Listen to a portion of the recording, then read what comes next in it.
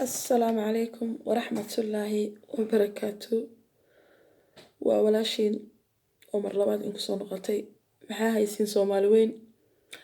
waxaan rabaa inaan meeshan ugu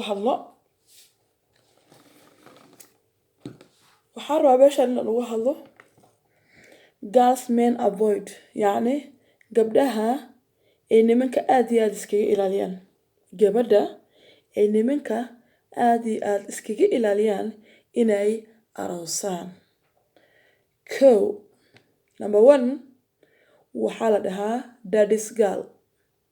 Daddy's girl oo adi maxaad ahayd? Daddy's girl waa gabadha marka uu ma aragtay nin la hadlo dhehayso aabaheen usoo sheega camal. Let me console my dad. Aabaan la soo hadlaya. Aabaan u sheegaya ama sirteeda dhan aabeed u sheeganaysa. Daddy's girl la dhahaa gabadhaas. Qodobka labaad ay nimanka avoid garayaan waa gabadha telling secret to others. Sirti maanta ninka la sheekaysto ugu sheekaynaysa gabdhaha saaxiibadeed. يعني qof aan sir lahayn waa a secretless girl. Secret keeda ma qarsan karto. Tan saddexaad waa midda adduunka ugu daran oo ah misjealous.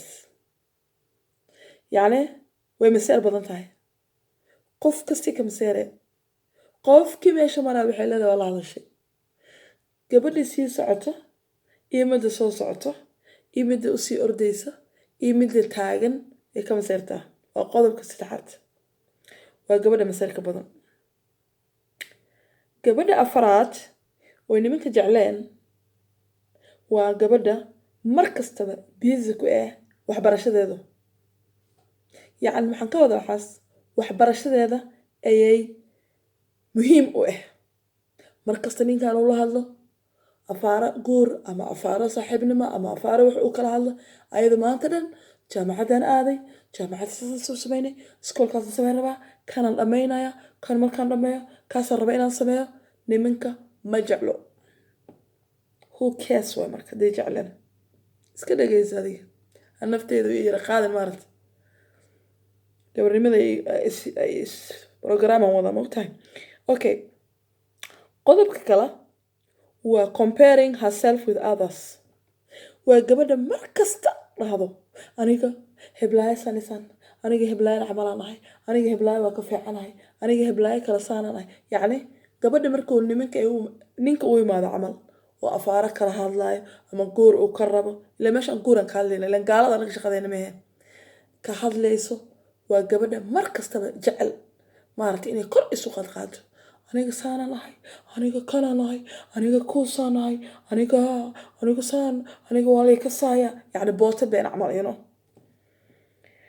gabadha kale ugu dambeyntii waa gabadha quruxda badan nimanka ma jeclo. يعني gabadha quruxda badan ma aha gabadh quruxsan inay jecleen laakiin waa gabadha quruxda badan laakiin maskax weyn aan haysanin.